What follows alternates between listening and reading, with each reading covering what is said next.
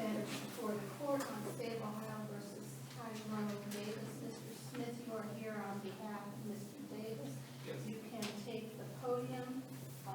You don't need to reserve rebuttal time. There's nothing to rebut. Your argument is limited to 10 minutes because you're tardy here. But let's hear what you have to say.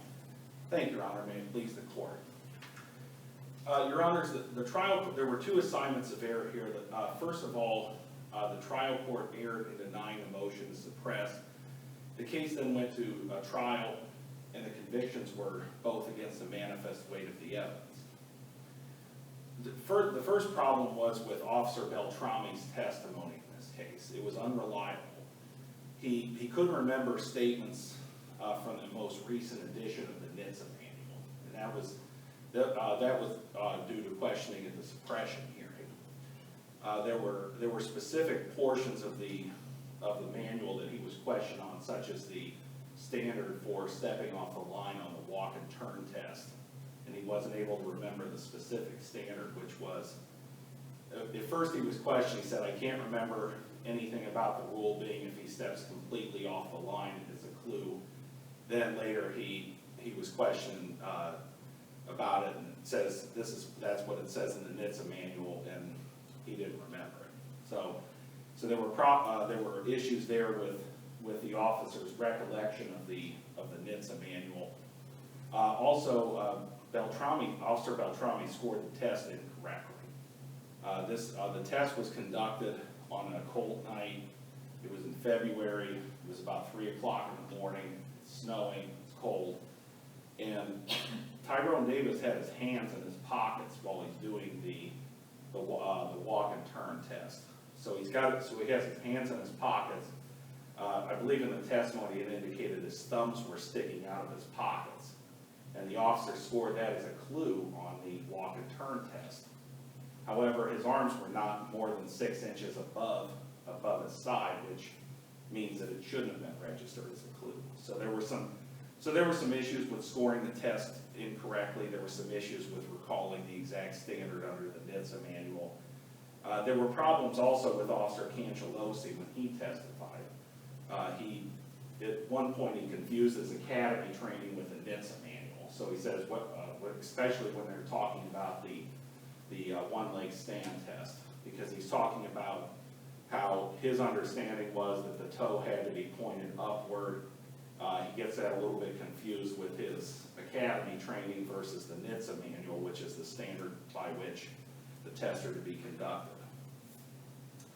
Also, there was not probable cause to arrest, and this was an issue that came up especially with respect to the motion to suppress. It also came up a second time with respect to whether the conviction was against the manifest weight of the evidence, because it goes to whether there was reasonable doubt to find Tyrone Davis guilty of OVI. First of all, I want to point out it was a de minimis traffic violation. There was only Beltrami testified, he described the odor of alcohol as, quote, moderate, and there was an important point on this. He talks about, he only mentions the odor of alcohol when Davis steps out of the vehicle. So Beltrami responds to that. Beltrami conducts the traffic stop. He walks up to the car. So his testimony was he only notices the odor of alcohol after Davis gets out of the vehicle. And I think that's an important point, that the odor of alcohol wasn't strong enough for him to recognize it once the window is rolled down. It's only after Davis gets out of the vehicle that he even notices any odor of alcohol. And I think that's an important point. Counsel, is your argument in that regard then, rather than there's not probable cause to arrest, that there wasn't probable cause to detain him to conduct the field sobriety tests? Well, the issue was probable cause to arrest. Oh, I know that's what you said, but yes. I'm wondering if that's actually what you're arguing. Well, and I believe they would only, there would only be reasonable. They would only need reasonable suspicion for the test anyway. But I believe the issue that was raised in the motion to suppress was probable cause to arrest rather than conduct the test. And I can go back and look, but I believe that was the correct. That was the issue that was raised. And all of these factors come into play in the totality of the circumstances as to whether these officers, or whether Officer Beltrami in particular, has enough, a reasonably credible source of information enough to give him probable cause to believe that Davis is under the influence at that point. So he only smells the alcohol when Davis stepped out of the vehicle, and he talks about he would get he described it as getting a hint every time, or he described it as occasionally getting a hint when Davis would say something to him. So the testimony indicates it's a very slight odor of alcohol. I mean, he might have described it as moderate, but the context would indicate otherwise. And also the field sobriety tests were inconclusive. They scored the test. I believe that he had 4 out of 12 clues on the walk and turn test. I believe he only had 1 out of 6 on the one-leg stand.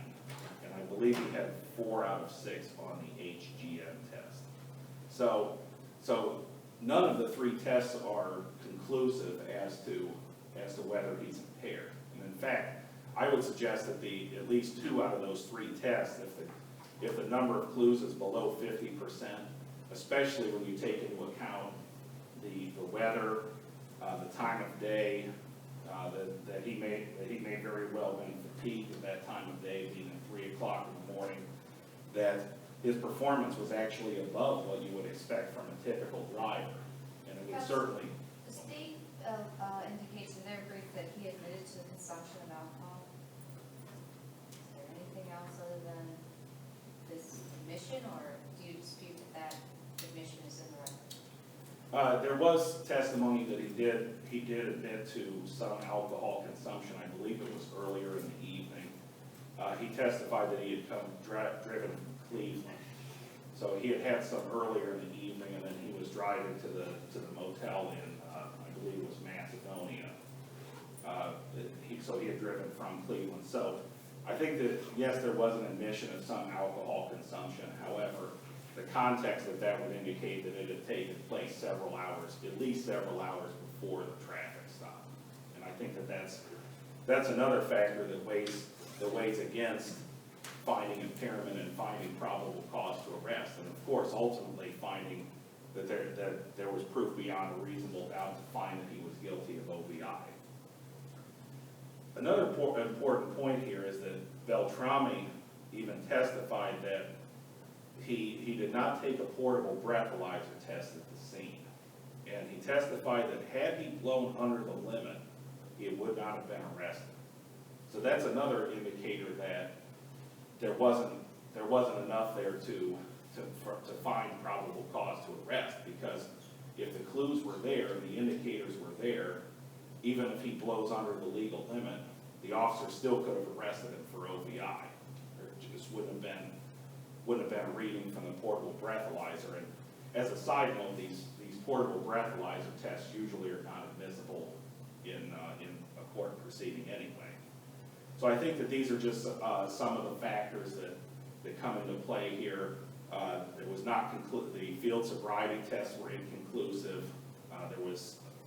There were several factors, especially with the traffic stop, with the condition of the road, that came into play to where this would be categorized as a de minimis traffic violation. So I think that these are all factors that would come into play to find that the trial court erred in denying the motion to suppress in this case. And furthermore, that the conviction was not against the manifest, let me back up, that the conviction was against the manifest weight of the evidence. And I'd be happy to take any further questions from the court. We would ask this court reverse and remain. Thank you very much. Thank you very much, Mr. Smith. We will take the matter under advisement.